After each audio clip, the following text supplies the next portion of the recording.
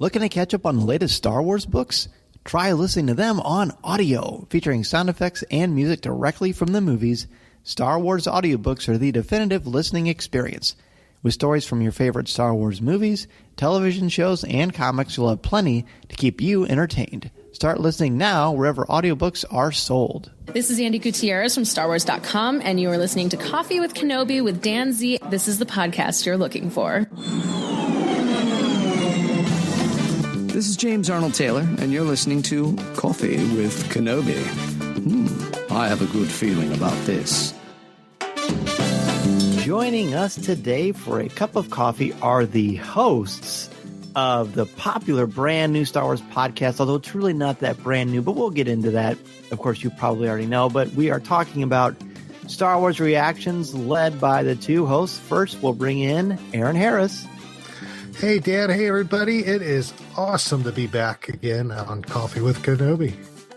Yeah, I noticed you've been practicing your James Arnold Taylor, and you've done quite well. Impressive. Yeah. Most impressive. And it's been a hard habit to break. Yeah, I bet. If you hear some of the behind-the-scenes recordings that we've done on our show, I always end up slipping up and throwing in a Coffee with Kenobi every once in a while. But it makes me smile. It's good. This is like coming home, so. That's right. Amen to that. So you and I, of course, have been friends for years, almost since Coffee with Kenobi started. Yeah. And the night I asked you to take over Rebels Reactions years and years ago, we had a Coffee with Kenobi meetup on Main Street, USA at Disney World in Orlando, Florida. And that was the time when I met for the very first time our other host joining us today, the co-host of Star Wars Reactions. That is, of course, Mr. David Modders. How you doing? Good to be here with you again. I really enjoyed recording at the end of December, our big Rise of Skywalker review. And that's right. It's good to be back. And I do remember that night. I remember you asking all of us there in the Starbucks on Main Street, the 5 questions, I believe. That's right. Yeah. So that gave me a chance to meet you. And I remember you showed me your phone and you showed me that Corey was on and listening from Illinois. And so I'm very thankful I got to meet you and still know you to this day, buddy. Oh, man, if it wasn't for you, I wouldn't have had any good seats at Star Wars Celebration Orlando for that 40th anniversary panel. Yeah. I was holding them. There was 2 seats left, and it was for you and Corey. And you guys got tooth there. and nail, man. Right. Oh, jeez. That was crazy. Well, I very much appreciate it. I mean, we definitely Star Wars fans appreciate so much the enthusiasm and joy that you two bring, which is why it's great to have you on this show. We're going to talk about the 3rd episode in Season 7 of Star Wars The Clone Wars, On the Wings of Keeradaks. And it is a shorter episode, only 21 minutes long. The others have been 27 and 28 minutes long, I believe. So I was a little surprised, but I think when you're watching it, I don't know that it necessarily feels short. David, did you get the sense it felt like a shorter episode? No. In fact, I was watching it just before getting on here with you and Aaron. I jumped on Disney Plus. I looked and did see that again, that it was 21 minutes, but I'm riveted by these. So I think that's a good sign to show that whether they're a little bit shorter or a little bit longer, I'm enthralled and I guess the key is that you're wanting more. So I'm ready for the next episode. I agree. And Aaron, when the episode starts, of course, we get the card that tells us sort of the fortune cookie for the episode. And this one says, survival is one step on the path to living. Now, the first time I watched this episode, I thought, well, that's kind of a throwaway. That I don't feel like that's very profound. But watching it again in prep for tonight, I thought, okay, there's really quite a bit there. What did you kind of make of that saying? Well, I'm glad you brought that up, because that was these fortune cookies at the beginning of each episode are something I look forward to. So when this one popped up, I was like, I was kind of scratching my head, and I'm like, there's many ways you can go with this. I mean, survival is one step to the path of living. I mean, yeah, if you're going to live, you have to survive. And we're seeing not multiple views of that throughout this episode, whether it's the clones fighting to survive by escaping Skako Skako Minor, or whether it's just the fact that Echo has been fighting to survive all these years and not even realizing it. So there's a complex statement to open the show with that, like you said, it could be very well taken as a throwaway, but it is so vital to the plot and the story that we watched in this episode. And David, like I love that, Aaron. That's great. But David, when I was thinking about it today, I thought, well, okay, so survival is just one step to living, but there's so much more to it. You can't just exist by breathing. You have to do things. You've got to find your place in the world, find your worth. And that's really kind of what Echo is trying to do in this episode. But before that happens, they've got to escape. And the beginning of the episode is the remnants of the battle from the previous episode. Anything stick out to you about this huge battle before they actually start to escape?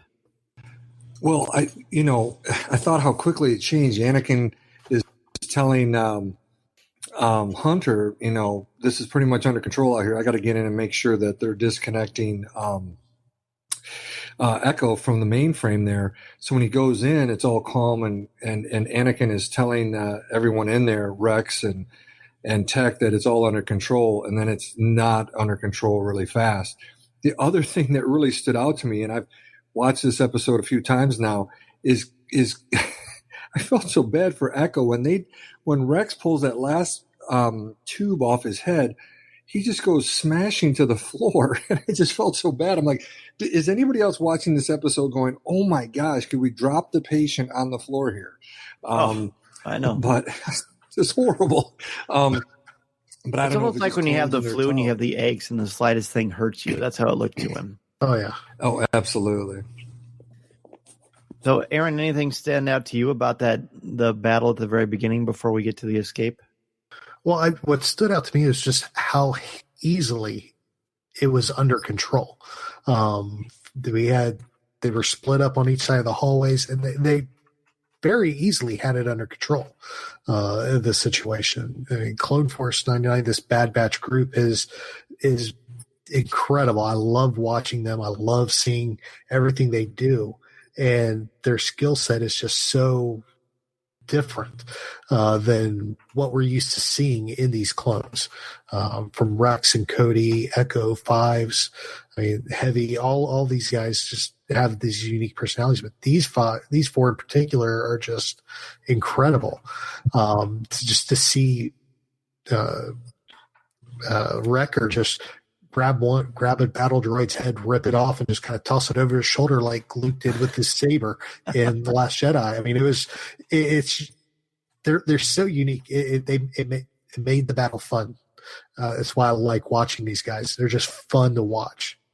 And the way that it's filmed and shot, it's just the camera movement is really, really slick. Anakin has never looked better in animation form. Mm-hmm. It feels very sweeping in scope, and it kind of ramps up the drama, which we really get once Anakin again goes in and checks on their need to disconnect Echo from his cerebral interface, and then the doors get sealed by some members of the Bad Batch with these little lasers, kind of reminiscent of Phantom Menace, and using a laser or a lightsaber in that instance to seal something up. But this time they've got their own little devices because the decimator's on the way. And David, there's this great moment where the exhaust vent opens up so they can escape, and Echo, once he's disconnected, as you said, powerfully disconnected, you can just kind of feel his pain. But there's no time for touching reunions, as Anakin reminds us, because they got to get out. I really liked that moment when they kind of ascend through that exhaust vent. I just thought that was great fun. Well, it is. It's adventure. I started thinking about it. I was trying to think. I was going through the episode guide, and it says I'm trying to remember if it was Dan Brooks's article on the 5, big events within this particular episode, or another part of the episode guide where it says it isn't Star Wars if things aren't going bad and then they get worse. But yeah, I love Wrecker using his strength. I've said in previous episodes on our podcast that he's my favorite. Wrecker's just got it hands down for me. And I love that guy. And it's neat how Anakin pulls him out as well. What powerful force Anakin has to lift him right out. So by the skin of his teeth. So that was high adventure right there. It really was, and they're just, and you kind of get a chance to look at Echo, which you don't really get to do. You see all the tubes sticking out of him, and I just can't help but think about Prisoners of War. I feel like this whole arc, there's been a lot of things that most likely were inspired by real things in history, right? I mean, at the end of the day, Star Wars is about wars, and the Clone Wars especially is about wars. And you can feel the pain that he has, but the fact that he can joke about having a headache, I think is nice. I think it helps us to kind of digest the terrible things that are going on. But then it's up and away. They got to get through the exhaust vent, as I mentioned earlier. And it's great to see your buddy Wrecker. They would just toss everybody up there. And then when it was Anakin's turn, I looked over at Mason. I said, well, this is going to be easy for him. And Mason was like, wow. So that was fun. But then the way that Anakin takes Wrecker, who's probably not been kind of handled by anyone before, just floats right up to the surface there, and I thought that was pretty cool too. Oh, it was the perfect ending to this scene where they're all making the escape from that room after Wrecker throws the bombs to wreck Wat Tambor's experiment and make sure it doesn't happen again. For him to be jerked up, you could tell, even though he had his helmet on, you can't see his face. You can see his face through the helmet, pretty much. Yeah, just in his reactions. So, whoa, watch out! Just throughout the whole thing as he's being jerked up and around, avoiding the lightning from the stimulator as he's being pulled up into that vent. And it was the perfect ending to that highly dangerous climactic scene. Well, speaking of highly, the next sequence was very high up in the air, and being a person who does not like heights, this was a tough one. I got to say, through the opening and everything we've just discussed, I never really was that worried that anything was going to happen. But then they get on this great sequence that Echo tells them, you're not going to like this, but this is how we can get out. There's this really, really long, I guess it's a pipe, for lack of a better term, that they have to walk across this very narrow pipe itself. And there's this great moment, which I'm sure you both caught too, where they get about to the middle and there are battle droids on both sides closing in, and Anakin ignites his lightsaber. It looks very much like a sequence from Indiana Jones and the Temple of Doom. Yes. Which was so cool. Yeah. Yes. I saw that, and I was thinking, I'm thinking of that rope bridge right there at the end of Temple of Doom. Yes, that was a nice nod, I think.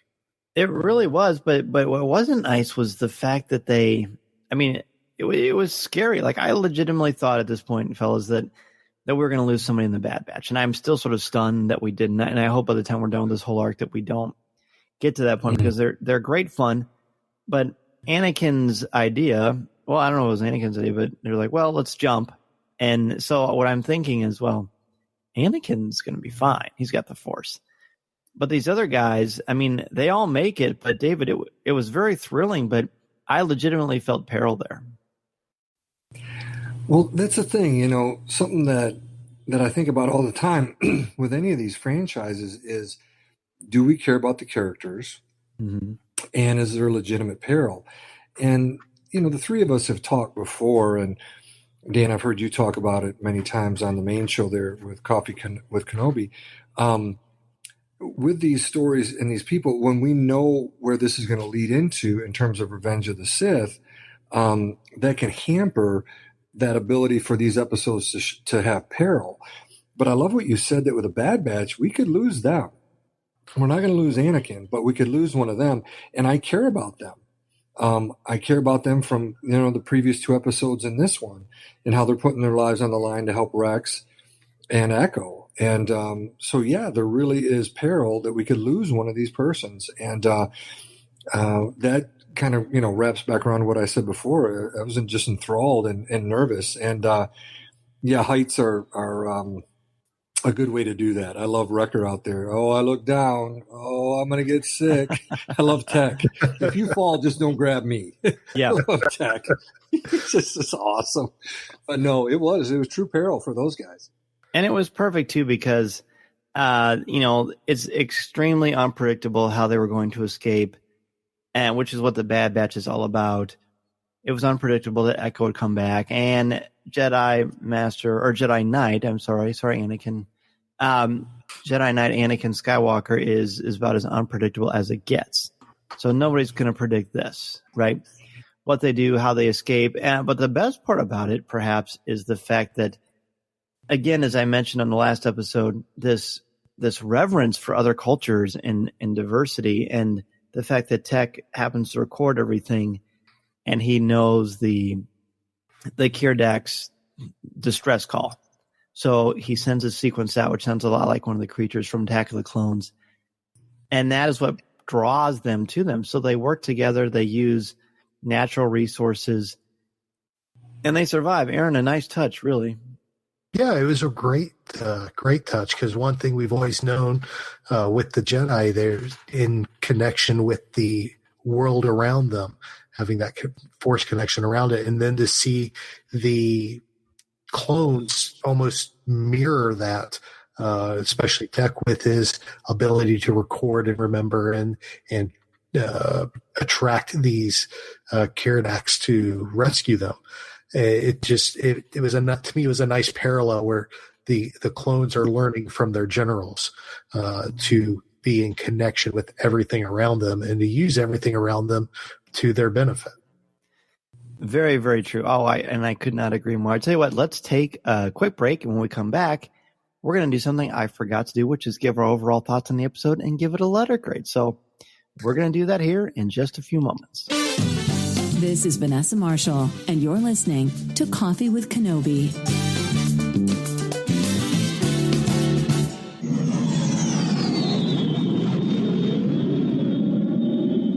Looking to catch up on the latest Star Wars books but can't find the time? Try listening to them on audio. Featuring sound effects, top-notch narrators, and music directly from the movies, Star Wars audiobooks are the definitive listening experience. From Rey, Finn, and Kylo Ren to Luke Skywalker and Darth Vader, you'll recognize all of your favorite characters from the Star Wars galaxy. Listen to the newest books in the Star Wars universe, like The Rise of Skywalker Expanded Edition by Ray Carson, featuring new content you didn't see in theaters. Looking for something your kids can listen to? Try Star Wars The Rise of Skywalker, a junior novel by Michael Koji. With Star Wars audiobooks, you'll have plenty of Star Wars listening to keep you entertained. Available wherever audiobooks are sold. Rise of the Resistance is now open on both coasts, Walt Disney World and Disneyland, so you need to consider booking that incredible vacation, and I can think of no better place to recommend than MEI and Mouse Fan Travel. It is what my family uses, and it is what Coffee with Kenobi uses. They are our travel partner, and we absolutely love working with Becky Mankin and the team at MEI and Mouse Fan Travel. They are the best. I trust them absolutely in planning these vacations. Their advice helps me maximize my vacation time and dollar, and it will you as well.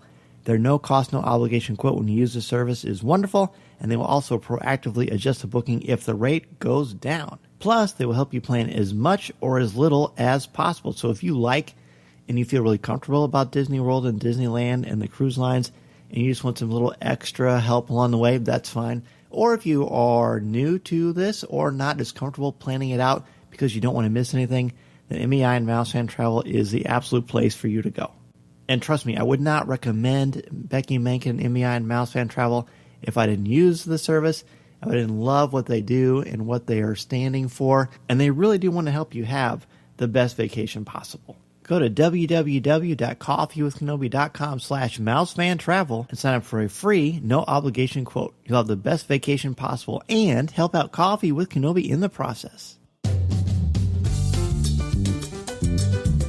We are back, and as I just said a little bit ago, I forgot to ask you two what your thought about the episode overall and a letter grade. So Aaron, we'll start with you. What do you think of this one overall?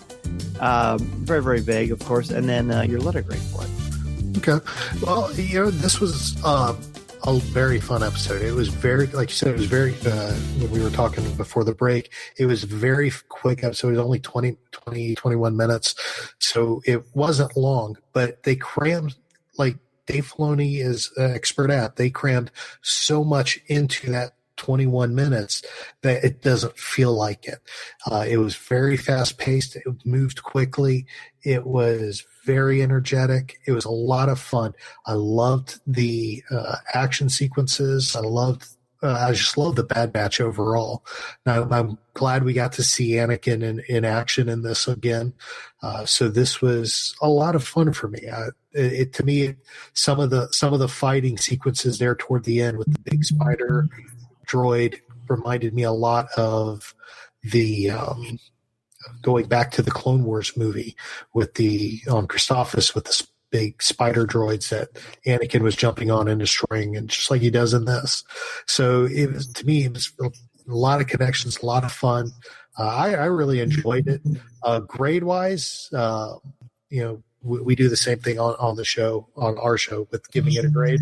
And actually, I had given this one an A-, because there was nothing wrong with it. It just moved smoothly, quickly, and it told a story while it did it. Not just an action story, but you had the feels with Rex and Echo getting him finally disconnected, and that touching part at the end of the episode, which I'm sure we'll get to eventually.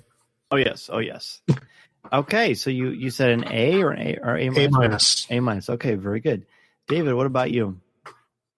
Well, I have you and Tom Gross in my head right now from previous episodes and your grading and how the grades go up and down. And I think Aaron might have just convinced me to put my grade higher, because I notice how you and Tom do that. I like how you guys kind of go back and forth, and it's almost like the grade's a little fluid over the course of each episode. But yes.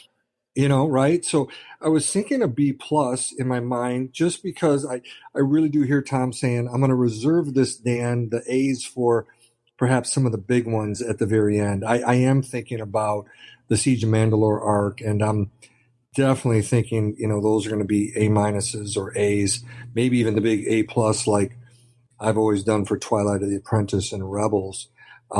So I was definitely thinking a B+ for all the reasons that Aaron had said. I think another aspect is, something you mentioned, Dan, just a few minutes ago, which is this issue of war, prisoners of war, and not just war, but the politics that are part of Star Wars. And again, I know we're going to get to the battle here, where our good guys team up with the Politex and the native people, but that really speaks to me the depth of this about if I guess what Rex was saying, if we didn't bring the war to you, here's what these people do, and we'll be here to fight alongside you, and let's try to help each other out here. So there's a real depth here, more than just action sequences too. But I thought about Nazi Germany when I'm looking at Echo and so on and so forth. So there's a real depth, but enjoyed the action, the humor. I love Wrecker. The Keeradaks are beyond cool. I love seeing our good guys flying them. So I think a B+. I might change that over the course of the episode here, but right now a B+. I also give it a B+. And it would have been a B if not for something I'm going to talk about pretty soon involving Rex. Because it's a quick episode. It's really just kind of an action piece with a rescue and kind of a key part of the middle of this 4-part arc. And it's got some good moments. I love the Indiana Jones thing, of course. I love some stuff that we're going to talk about towards the end of the episode. But definitely a B+.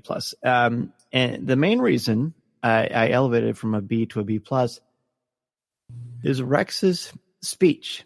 They go back to the Poltex, and the Poltex say, "You know what? You broke your word. We didn't want to fight here. We didn't want a war here." And Anakin and Rex basically say, well, yes, we did, and we're sorry, but this is not something that we did. This wasn't our idea.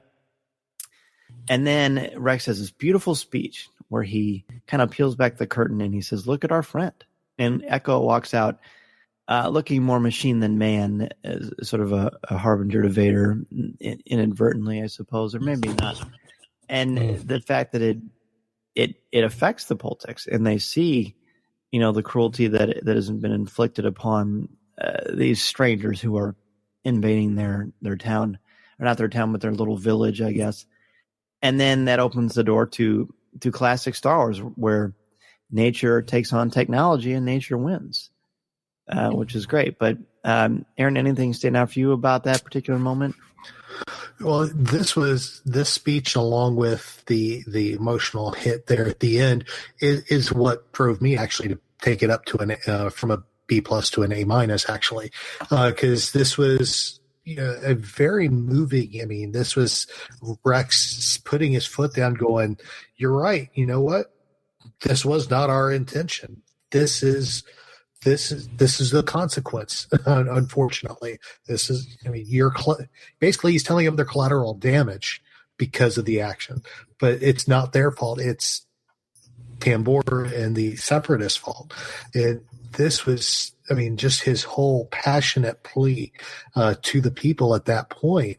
Anakin just stood back and was like, "Dude, he's got this." I mean, there was nothing Anakin could follow up on that, and the speech was moving in and of itself, but then just the way they worked it into the translation as well. Because I love one of the things I loved about this episode was the fact that we're dealing with the Poltex who don't speak basic, and they're communicating back and forth through tech as a translator, and you hear and you can feel that translation. And I love that. It's perfect for me. I like how it made it more real for me. Growing up overseas, I've had to work with translators and be translators, so I know what it's like to have those few moments where you're wondering what the other person's saying. And to me, that just made it more real. And the fact that his passionate plea was not lost through the translator made it even more real for me and made it so much better. Wow. And I don't think I realized that you lived overseas. That's great. Yeah. I spent almost 10 years in South America. My parents were missionaries. So I grew up, was there till I came home for college. So Wow. Well, that's pretty exciting. So you definitely can sort of feel and empathize with the notion of going to a land that doesn't belong to you, and you know what that means to the indigenous culture when you learn their language. I mean, because Tech, he translates it, but then he actually starts speaking the language. Like he learns it really quickly, which I think is another cool aspect of, hey, you're not only powerful as you can swing a lightsaber or use a blaster or plant explosives, but to learn more about other people, that knowledge, that's the real power. Exactly. It's easier to gain people's trust too when you can communicate with them. And it's one thing to do it through a translator, but when you or through a program or anything like that, or to go do it through 3PO or have a droid translate.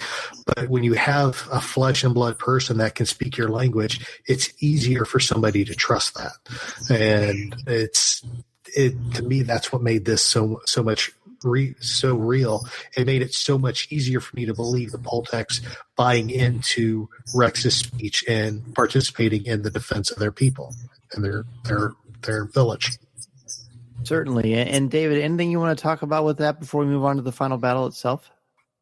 Yeah, I was just thinking as you guys were talking, I was thinking about The Mandalorian. I think it was episode 4, The Sanctuary, where, the Mandalorian and Cara Dune end up defending those people who are under attack. And so it has very much that Magnificent Seven feel again as it goes into the battle that we're going to cover here in just a minute. So very much felt like that. The other thing I thought about, just really briefly about Rex's speech, and I love what both of you had to say. I just want to just go ditto what my buddies said, is there's a right, just ditto what Dan said and what Aaron said.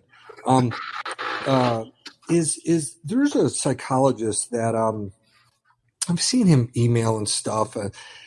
As a member of the Florida Psychological Association, I always would see his his name and, his address. And at the very bottom, he would always put this little quote, and I'm going to paraphrase it, but it was like, if you don't take an interest in politics, it will soon take an interest in you.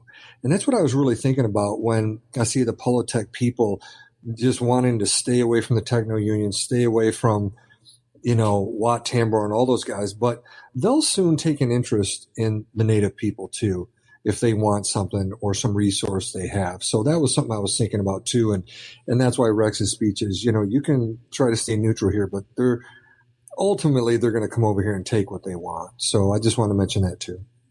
Yeah, no, I love that quote too. I think that's pretty apropos of what's going on here. So then we get again to the final battle. Very Kurosawa, like you mentioned, very Magnificent Seven kind of stuff. And again, similar to Return of the Jedi with the Ewoks against the Stormtroopers and the Empire in the Battle of Endor. But the Poltics choose to fight alongside. I think it's pretty cool that the only word that I could recognize from their native tongue was the word Jedi, which they learn at the end. But, Dave, talk about the final battle. I mean, I'll let you be the first one to point out some of the key things and great moments. Oh, sure. Something a good friend of all of ours was asking Aaron and I, Jason Brame, was asking, he says, is it just me or are these action sequences, and he was talking about the first two episodes, are they just more, cinematic in nature and so on and so forth? And I'd responded back saying that it was something that Dave Filoni had said in one of the Clone Wars downloads. But I went back and listened to the two previous Clone Wars downloads at StarWars.com and then the newest one for this particular episode. And it was Joel Aaron, who I saw speaking. And he's just a brilliant, creative guy who does all the lighting cinematography. And he says, yeah, we pushed all the envelopes on that. There's a scene in this particular battle that we see where they're going underneath the big Octopura. I think I'm saying it correctly, or maybe I'm saying it wrong. A big, huge battle droid that, like Aaron mentioned, you see at Christophsis. In the episode guide, it says we actually first see them at any time in episode 3, and it shows a picture. And I'm like, yes, I remember those. And it's just beautiful as you see Wrecker and some of the other Bad Batch go up underneath those big walking legs and so on and so forth. I loved seeing Anakin. I'm blocking right now as to who was up on the big ridge there with him, if that was Tech or Crosshair. But just beautifully shot, lighting the darkness at night, and just to use a magnificent battle. Oh, nice. Well, and then you've got, who is up there with Annie? Is it Crosshair? Crosshair? Okay, Crosshair. Yeah, I thought so. And so it looks like they're on top of Pride Rock. Simba's probably just in the corner somewhere. But yeah, that the sequence, the best part was that when Echo says, showing off against her, and he's like, me. I thought that was great, just as a thrill of being a fan of Anakin Skywalker, but more so because it shows, the Brotherhood is back, even though Echo has been, offline, so to speak, and plugged in, and like Rex says, they took away his humanity, his choice, his freedom. But in that moment, Echo shows, he is one of them. He does remember the good times. He does remember what Anakin is like. And it just shows the brotherhood, the camaraderie is there. It's very important. And then sort of a love letter to fans. We get to see a great sequence, which is reminiscent of Anakin taking down a similar droid in the Clone Wars animated film where we first met Ahsoka, of him taking down these things just to kind of see how far he has come in his battle and his prowess. I won't say in his confidence. Confidence has never been one of Anakin's problems. And I loved it. It was thrilling. And the fact that the clones were like, okay, well, we'll take this one. And it was a little bit more challenging because they don't have the Force and the lightsaber. But it was just great, wasn't it, Aaron? It really was. Maybe one of my favorite lines from Hunter in this scene, too, after Anakin just jumped up there and a few swings of his lightsaber and the droid's down. And Hunter's just like, it's hard to compete with a Jedi. Yeah. And for the clones, it truly is. And because you have Hunter and Wrecker and you have Tech and Rex on the other one, trying to bring it down, and literally it's Anakin taking the one down, it falls into theirs, and that's how they get defeated. So it is hard to compete with the Jedi, and it was very it was great, and I love you brought that up, because the whole fighting with this spider droid Octopura, whatever they called it, finally it took me directly back to that animated movie when it first came out, and when we first meet Ahsoka, because that was my first thing I saw when I saw that droid. I'm like, man, are we? And when he jumped on it, I was like, this is perfect. And like, this is a nice nod to how it all began, and we get to see how easy it is for him still taking these extra large droids down. Yes, and doing it with panache and style. Yep. And you never worry about it. You really worry more about how much destruction there's going to be because it's Anakin Skywalker, right? So the battle's over. The politics say the Jedi are always welcome here, which I think is really cool. Now, whether they'll feel that way in about a year or so, probably not. But it's pretty nice. And then, Aaron, I want you to talk about the end, the moment between brothers.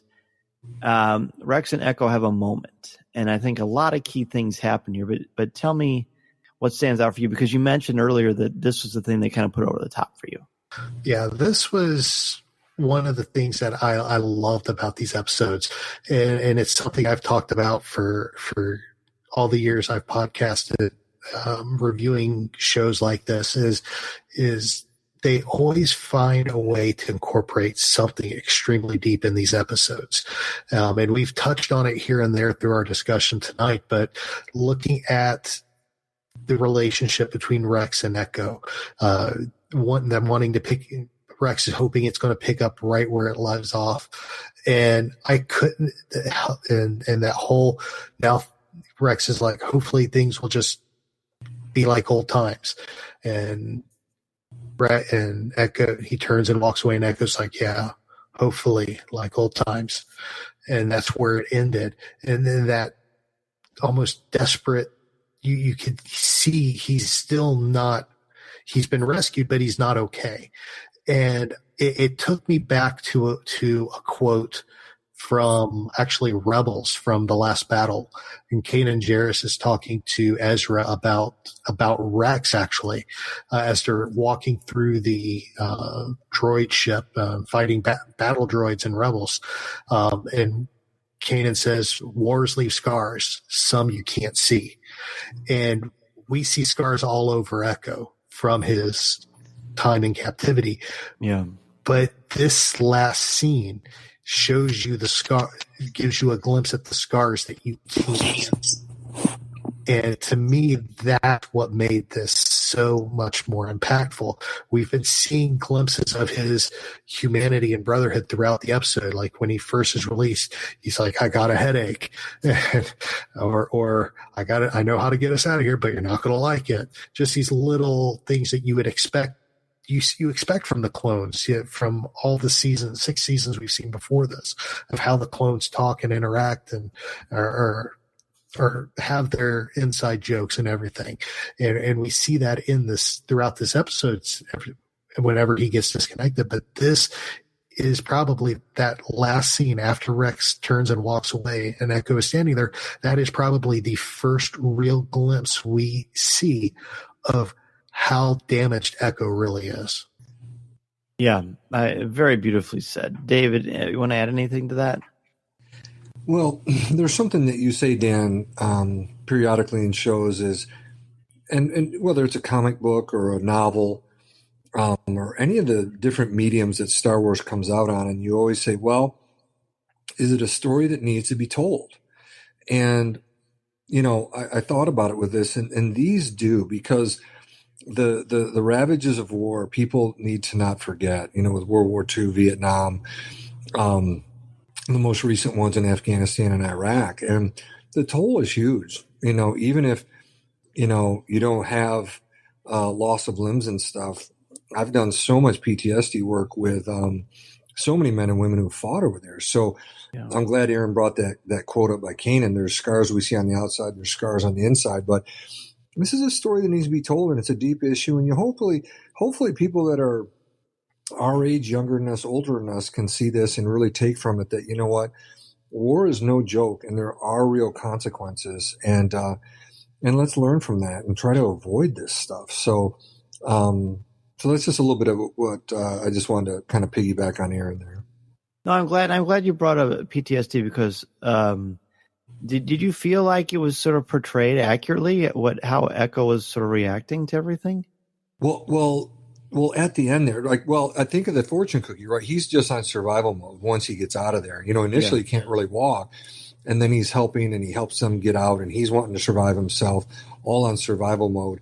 And then at the very end there, I was kind of confused, at how they animated his face. Was there something wrong? Was he, what was going on there in that last thing? But I get the ultimate sense that Echo knows that, and Rex too, that nothing can go back to being the same after you've had those kind of experiences done to you.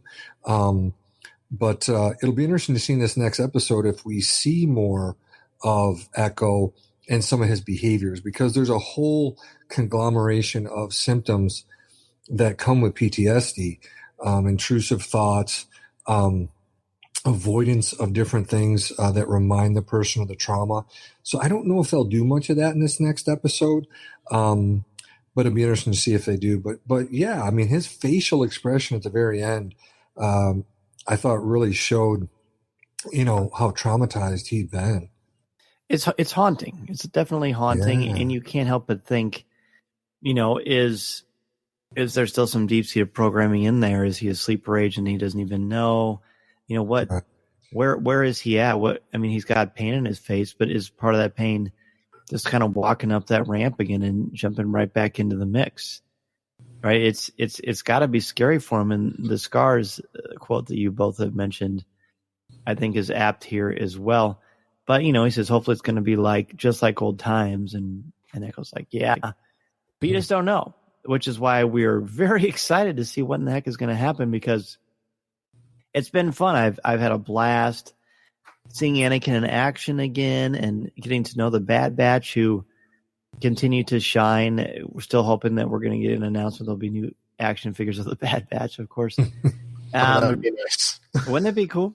I didn't even think I'd be tempted to open them. Yeah, I don't know, man. I'd probably have to buy double on those because I'd have to open them. I know, Keep one seriously. closed, one open. It's very, very true. But I tell you what, before we wrap up, I don't want to change my grade. Do either of you want to change your grades? No, I'm good. I'm good too. I think I'm staying with a B+. Okay, I like it. I respect a teacher who follows their rubric. Very good.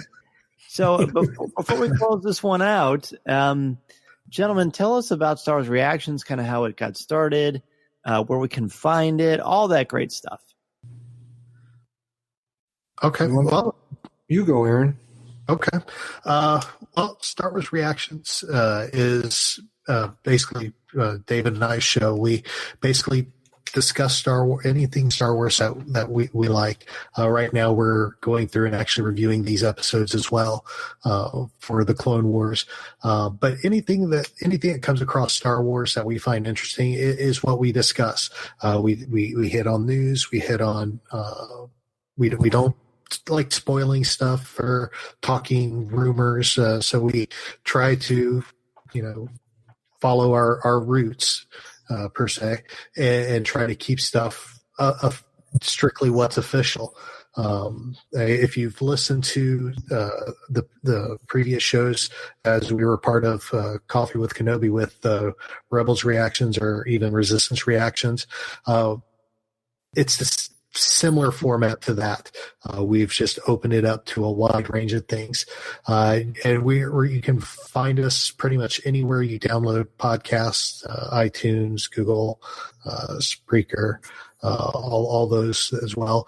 You can also find us on our website, which is www.starwarsreactions.com. And of course, everywhere across on social media as well, on Facebook and Twitter and Instagram as well. That's been a lot of fun lately. So yeah, we're small and we're growing, but we are having fun. Just being Star Wars fans is simply all we are. It's all we are. We're Star Wars fans, and we love talking Star Wars. So. Well, and you both give just this great warmth and kindness and friendliness. It's an environment that I think we need to continue to grow and foster in our Star Wars community, a welcoming place where you can talk, where you can disagree, where you can have fun and just sort of enjoy this. And it's great too, because even though it's quote a new show, it's really not a new show. You've got, your whole library of all the stuff you've done for Rebels and Resistance on the feed, and of course people are very, very familiar with the both of you in fandom through years of running Star Wars podcasts. So it's great for me. I love that you guys are weekly, and I love that I'll get to hear your perspectives. I love the format of the show, and everyone definitely needs to subscribe and listen every week. Well, thank you for those kind words. We appreciate it. So we love doing it, and we're just happy we have the opportunity to do it. So, absolutely. And we thank you for all your help, because you helped us a lot getting off the ground when we made the transition after Resistance ended. So, hey man, my pleasure. That's what friends are done for. It without you. I think you definitely could have, but I'm happy to be a small part of it, because it's great. You guys are awesome people. Your Star Wars, and it's just a high quality show. So thank you so much. David, what's it like having to share the mic with this lug every week? Well, it's a labor of love, Dan. I'm his co-pilot. You hear us struggle at the beginning at times talking about his Chewie to his Han and all that. We just have fun, and I'm glad that you said that we really convey a warmth, and there's a silliness at times, and I think we model that off of what we were as a member of the Coffee with Kenobi family. Very positive. Not that Aaron and I won't be critical of some stuff. We there's episodes of Resistance we didn't like, and there's ones we just absolutely loved. And, but overall, I love what you said. It's hopefully a welcoming place. We're going to be, a positive aspect of fandom like you are with Coffee with Kenobi. Like Aaron said, I thank you so much for the opportunity. You were critical in me being really a part of the podcast community, because I think I really look back on it. You really heard the camaraderie and warmth between Aaron and I. And I know you were very encouraging of having me be a co-host with him. And so I so appreciate you not only seeing that, hearing it, but encouraging it. And so I love being able to, record with him every week. And then, of course, when I'm not doing that, I'm staying up with all the Coffee with Kenobis and enjoying you and Tom and other guests. So, thanks again for all your support, Dan. It was just invaluable. Hey, my pleasure, brother. You're very kind, and I appreciate both of you so much. Listening to Coffee with Kenobi, you are the podcast you're looking for. This is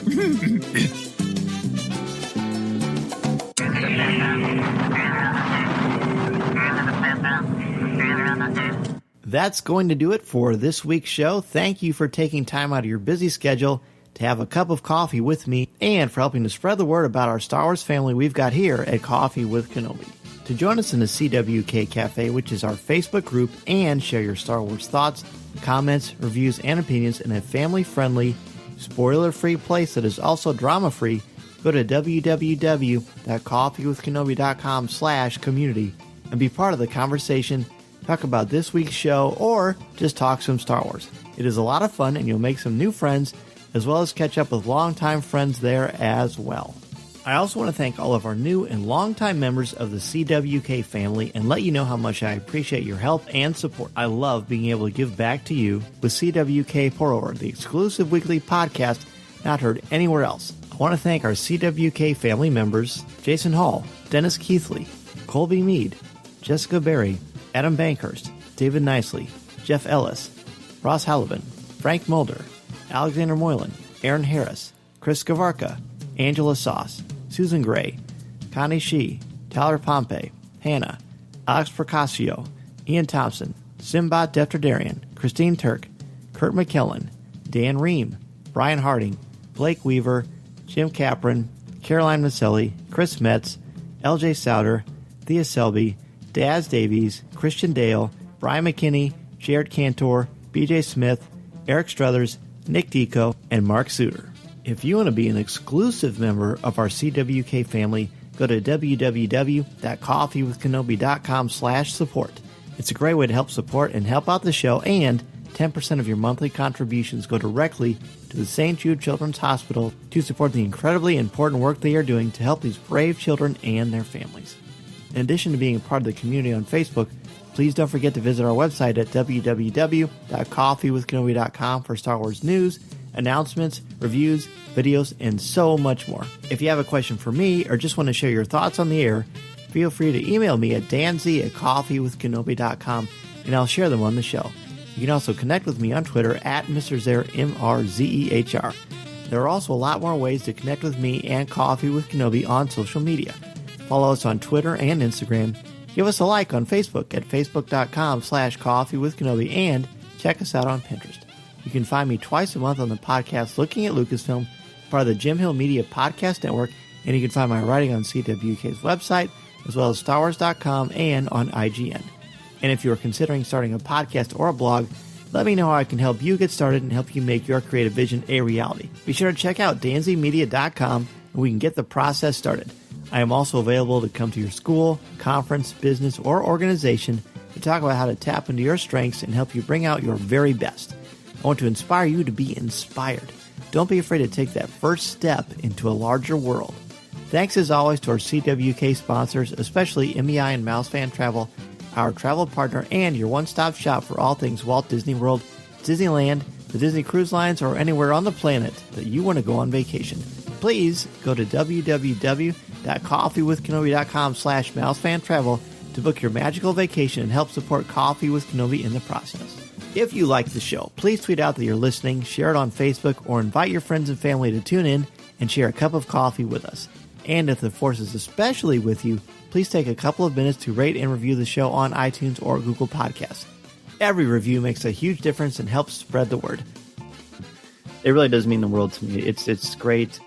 And like I said, I just get you guys to the ballpark. You're the ones with the home runs. Thank you. It's so true. It's so true. So we know where to find Star Wars reactions.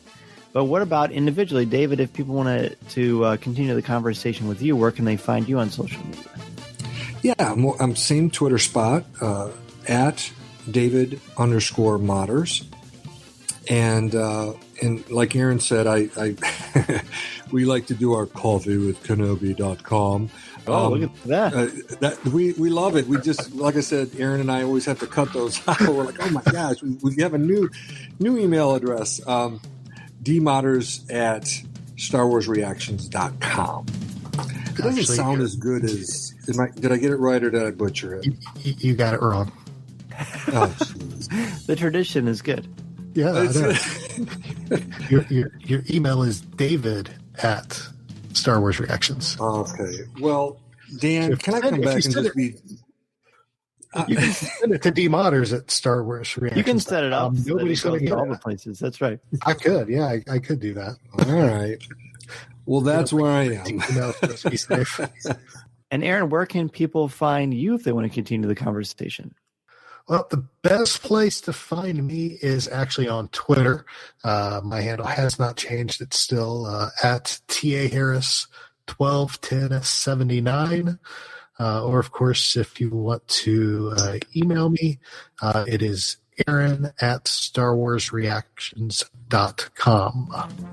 This podcast is not endorsed by the Walt Disney Company or Lucasfilm Limited. It is intended for entertainment and informational purposes only. The official Star Wars website can be found at www.starwars.com. Star Wars, all names, sounds, and any other Star Wars-related items are registered trademarks and or copyrights of Disney and their respective trademark and copyright holders. All original content of this podcast is the intellectual property of Coffee with Kenobi unless otherwise indicated. This is the podcast you're looking for. There's no one here. Move along. Move along. Looking to catch up on the latest Star Wars books? Try listening to them on audio, featuring sound effects and music directly from the movies. Star Wars audiobooks are the definitive listening experience. With stories from your favorite Star Wars movies, television shows, and comics, you'll have plenty to keep you entertained. Start listening now wherever audiobooks are sold.